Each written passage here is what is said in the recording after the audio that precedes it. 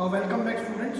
Last class में हमने जो डिफरेंट वाइसेस प्रयोग करते हैं हम डिफरेंट वर्कशॉप्स में, जैसे कि कारपेंट्री शॉप में हमने कारपेंट्री वाइस का डिटेल एक्सप्लेनेशन देखा, किस तरीके से वो काम करती है। आज हम देखने वाले हैं मुख्य रूप से, हम मेजर की बात कर रहे हैं, सब की तो नहीं, मुख्य रूप से जिनकी सहायता से आप किसी भी कारपेंट्री शॉप में मार्किंग और मेजरिंग इन दोनों का प्रयोग आप बहुत अच्छे से कर सकते हैं, उनके बारे में हम डिस्कस करेंगे। तो आप टेबल पर देख सकते हैं, ये हमने यहाँ पर रखा हुआ है। स्पेसिफिकली यहाँ से मेरे राइट से देखने की कोशिश करते हैं। इसे हम स्पिरिट टेबल पे कहते हैं। ये है हमारा मेजरिंग टेप। ये आपने बहुतायत में सभी जगह देखा होगा। एक ये है हमारा ट्राई स्क्वायर।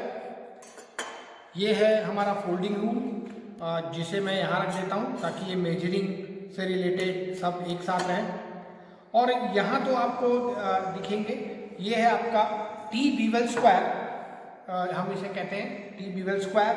और ये है हमारा मार्किंग गेज। तो इसका प्रयोग हम किस तरीके से करते हैं, क्यों करते हैं, सबसे इसको हम आज के इस वीडियो सेशन में इसको देखने की कोशिश करेंगे। तो सबसे पहले स्पिरिट लेवल देखते हैं। स्पिरिट लेवल में आप हॉरिजॉन्टली या वर्टिकली किसी भी डायमेंशन में आप देख सकते हैं। सपोज ये टेबल है तो ये परफेक्टली स्पिरिट लेवल में है कि नहीं, तो ये आप देख सकते हैं। ये जो बबल है, ये जो बुलबुला है हवा का, ये इस परफेक्टली इस मार्किंग गेज के बीच में रहना चाहिए, तो ये सही तरीके से लेवल्ड है।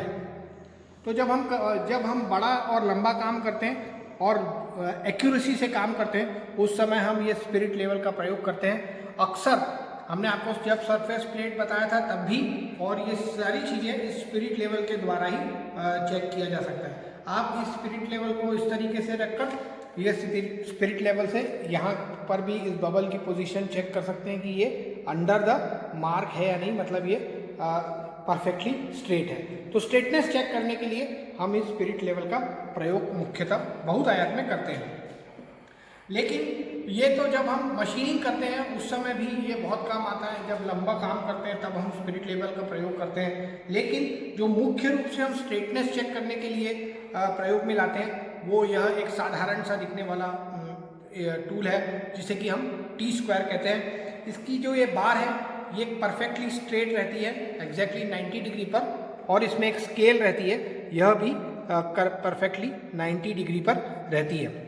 ये जो है ये 12 इंच 6 इंच इस तरीके से जैसे हमारी स्केल आती है, ठीक उसी तरीके से ये आती है। ये देख सकते हैं आप, ये 6 इंच की स्केल, इसमें आप मेजर कर सकते हैं। और ये स्केल यहाँ पर बनी होती है। कई हमारे ट्राई स्क्वायर में ये जा चुकी है, लेकिन आप परफेक्टली देख सकते हैं कि ये 6 इंच आप जो हमारी साधारण स्केल होती है उसकी तरह से आप मेजर कर सकते हैं। साथ ही साथ मेजरिंग डिवाइस में ये हमारा एक फोल्डिंग रूल है। ये कारपेंट्री में भी बहुतायत से प्रयोग में आता है, जिसमें एक साइड में इंच में मार्किंग दी हुई होती है और दूसरे साइड में भी इंच में मार्किंग दी रहती है। सॉरी, एक साइड में मिलीमीटर में और सेंटीमीटर में दी होती है मार्किंग, और दूसरे साइड इंच में दी होती है। ठीक इसी तरीके से यदि आप मेजरिंग टेप को भी देखेंगे तो ये देखिए मेजरिंग टेप, यहाँ पर भी आप देख सकते हैं मार्किंग इंच में दी हुई है और नीचे मिलीमीटर, सेंटीमीटर या मीटर में दी हुई है। ये एक जो रहता है यहाँ पर, ये फीट है, यानी कि 12 इंच, 1 2 3 4 से लेकर 12, तो 1 फीट होता है। 12 इंच का 1 फीट होता है। ठीक इसी तरीके से 100 सेंटीमीटर या 1000 मिलीमीटर का 1 मीटर होता है। ये 1 मीटर है, ये 1 मीटर है। ये 3 फीट है और 2 फीट है और ये 1 फीट है। जब आप किसी भी मेजरिंग टेप को देखेंगे, खासकर इस तरीके से, ये 3 मीटर का टेप मेजरिंग टेप है, 5 मीटर का भी आता है। तो ये 3 मीटर के मेजरिंग टेप हो या 5 मीटर के टेप हो, आपको एक 16 इंच पर एक इस तरीके से निशान बना होता है। ये 16 इंच पर देखेंगे आप, एक निशान बना होता है। ये निशान क्या है, इसको आपको सर्च करना है। ये निशान किस लिए बने हुए हैं, देखिए 16 पर आपको एक निशान मिलेगा, एक 32 पे मिलेगा, एक का 48 पे मिलेगा, फिर 64 पे मिलेगा। इस तरीके से मार्किंग रहती है। तो ये आपकी क्विज है आज की कि ये 16 इंच पर इस तरीके की मार्किंग क्यों दी रहती है। तो इससे ये आजकल न स्पिरिट लेवल ना ये फोल्डिंग कारपेंटरी टूल, आजकल सिर्फ मेजरमेंट मोस्टली इस तरीके से इस मेजरिंग टेप पर ही हम सारे काम करते हैं।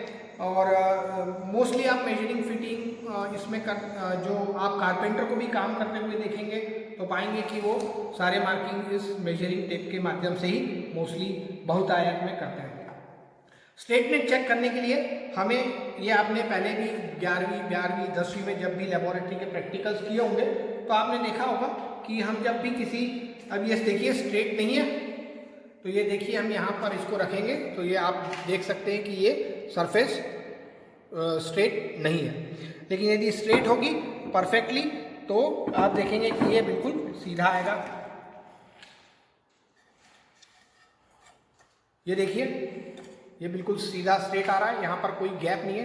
That mean this is straight. लेकिन लंबे तौर पर स्ट्रेट नेक चेक करने के लिए भाई हमने आपको बताया है मेजरमेंट तो आप सिर्फ 6 इंच तक ही चेक कर सकते हैं, लेकिन 6 इंच से ज़्यादा आपको चेक करना हो तो फिर आप स्पिरिट लेवल की सहायता से जल्दी से आप इसको चेक कर सकते हैं। मुख्यतः लकड़ी को जब हम काटते हैं और जो पीस हम आपको वर्कशॉप में देते हैं वो अक्सर जो हमारी 100 मिल्स होती है बड़ी, वहाँ पर कटा होता है तो इसकी जो एजेस रहती है वो ऑलरेडी बनी हुई रहती है।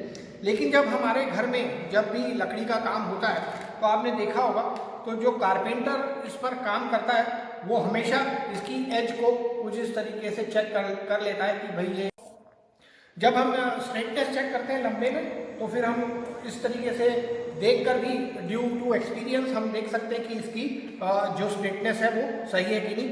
आप बड़े से बड़े जॉब को भी आपने कारपेंटर को देखा होगा वो इस तरीके से चेक कर लेते हैं, बिकॉज उनका एक्सपीरियंस रहता है कि ये ये तो काफ़ी तकरीबन 1.5 से 2 फुट लंबा पीस है। ये देखिए यदि इसकी देखेंगे तो ये 1 फीट 2 3 4 5 और 6 इंच, या परफेक्टली देखेंगे तो 30 300 300 340 सॉरी 400 440 का ये पूरा स्ट्रेट हमारा जो लेंथ है उसका ये जॉब पीस है।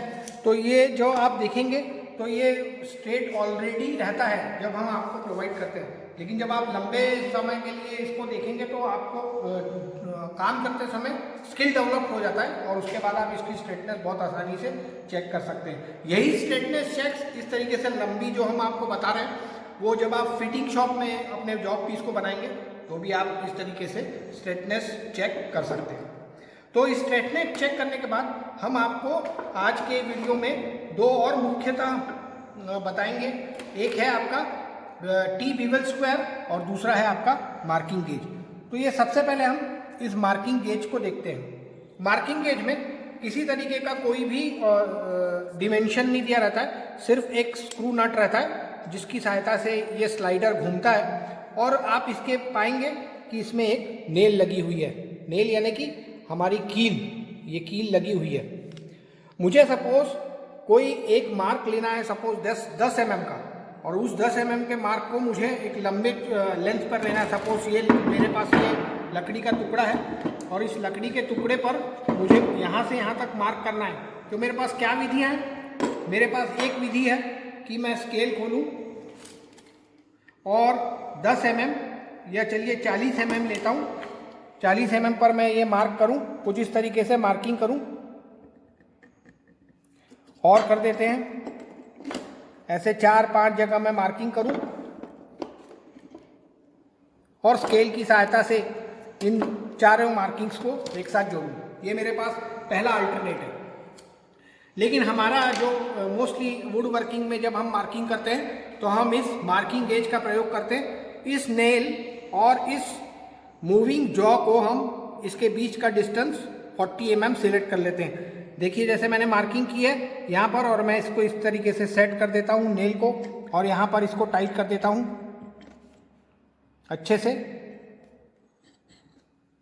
और अब इस नेल को इस पर घिसता हूँ।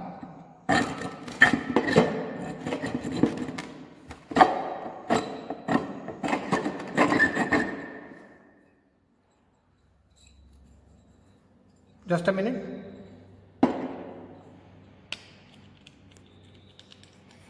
फिक्स करता हूँ और फिर इसे सेट करता हूँ।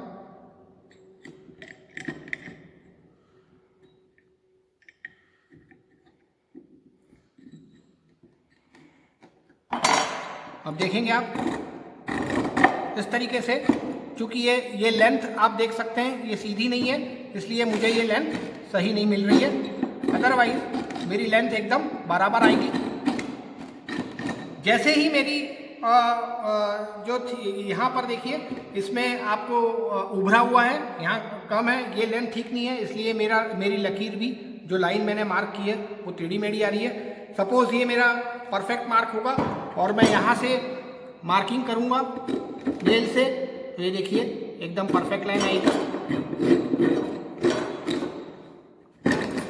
ये भी लाइन हमारी मार्किंग नहीं है।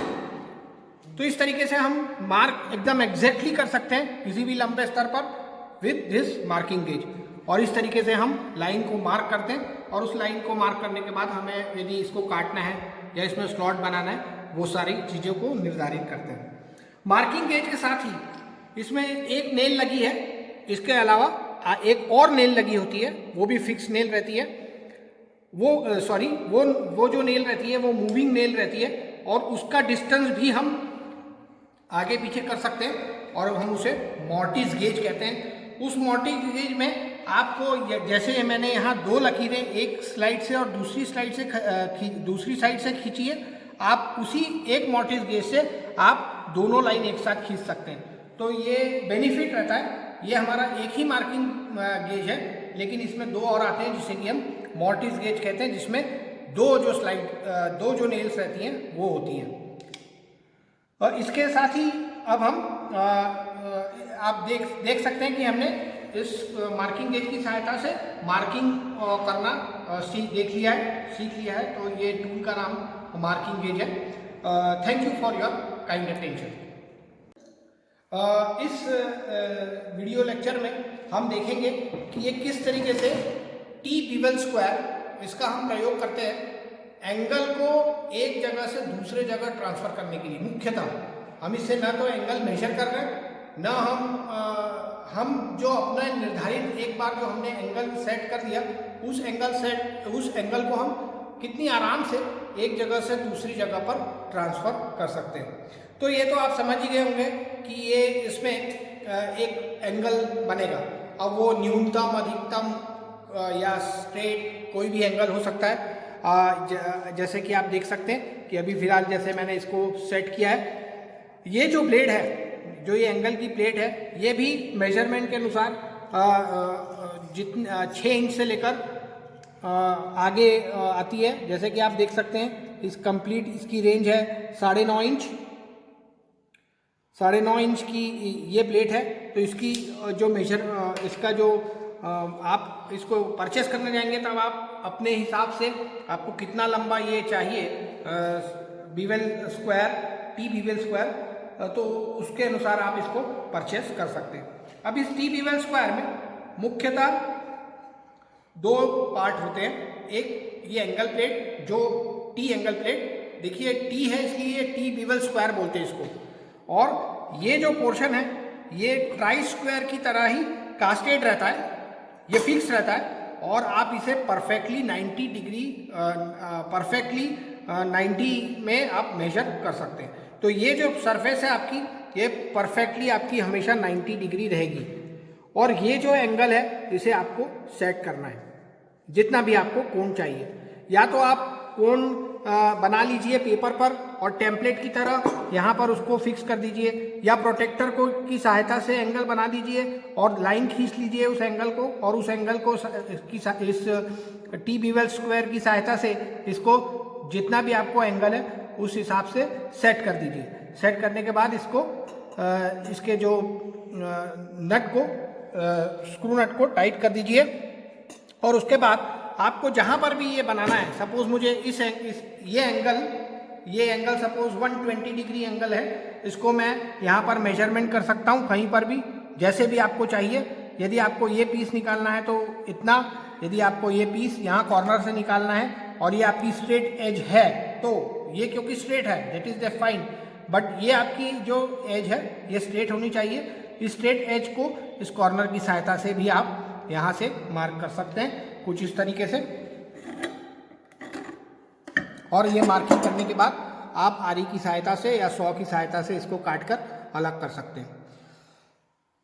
मुख्यतः टी बीवल स्क्वायर जब हम बहुत ज़्यादा एंगल्स हमको ट्रांसफ़र करने हो एक जगह से दूसरी जगह पर, और एक तरीके से टेम्पलेट हमारा फिक्स करने के लिए ही भी हम इसका प्रयोग करते हैं। सपोज ये हमारा एक कटा हुआ एंगल है, मुझे नहीं पता ये कितने का है, मुझे सिर्फ ये एंगल इस लकड़ी पर ट्रांसफ़र करना है, तो मैं क्या करूँगा, इस बीवल स्क्वायर को खोलूँगा, मुझे पता है कि ये जो एज है ये कंप्लीटली स्ट्रेट है, इस स्ट्रेटनेस को मैं चेक नहीं करूँगा, मैं सिर्फ इसको इस तरीके से कुछ सेट कर दूँगा, देखूँगा कि इसमें कोई गैप ना रहे, और इस गैप ना रहने के बाद मैं इसको टाइट कर दूँगा कुछ इस तरीके से।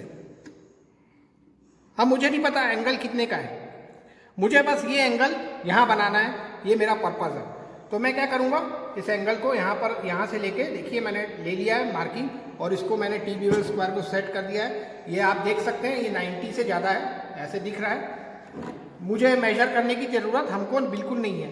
तो अब मैंने इस वुडन पीस का दूसरा साइड ले लिया है, मुझे इस तरीके से मार्किंग करनी है जैसा ये है, तो मैं क्या करूँगा, इसे यहाँ पर रखूँगा, इस कॉर्नर पर रखूँगा, कॉर्नर पर रखने के बाद पेन की सहायता से इसे मार्क कर लूँगा,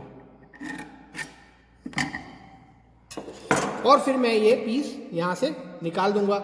जब ये पीस निकलेगा तो एग्जैक्टली ये इसी मेजरमेंट का रहेगा, बिल्कुल ऐसा ही बनेगा जैसा ये है। तो इस तरीके से हम जब बहुतायत में एक टेम्पलेट की तरह एक एंगल को दूसरे वुड के एंगल में हम ट्रांसफ़र करते हैं, तो हम हमेशा टी बीवल स्क्वायर का प्रयोग करते हैं। ये भी एक मेजरिंग टूल है, और इसका भी हम प्रयोग बहुतायत से कारपेंट्री शॉप में करते हैं। तो आज के यदि इसको समाप्त करें तो हमने दो मार्किंग टूल देखे, एक एंगल के लिए, एंगुलर इसके लिए, और एक लीनियर के लिए। This is marking gauge, this is marking gauge, और यदि एक और नेल लगा हो तो mortise gauge. This is T bevel square, this is try square, and measuring items. This is हमारा स्टेनलेस स्टील टेप कहते हैं इसे, हालांकि ये स्टेनलेस स्टील से ही बनता है, स्टील से, और ये 3 मीटर और 5 मीटर की रेंज में आता है, और इसे हम बहुतायत से प्रयोग करते हैं। हमारा फोल्डिंग टूल, और एट लास्ट हमारा स्पिरिट लेवल, जिसे कि हम स्ट्रेटनेस लंबे तो इस पर चेक करने के लिए हम इसका प्रयोग करते हैं। So I hopeful कि this video lecture is very useful to you for these marking and measuring tools specifically of carpentry shop. I want to thank to assist Mr. Yatendra Vinod sir, who is behind the camera for this recording. Thank you very much students for your kind attention. Thank you.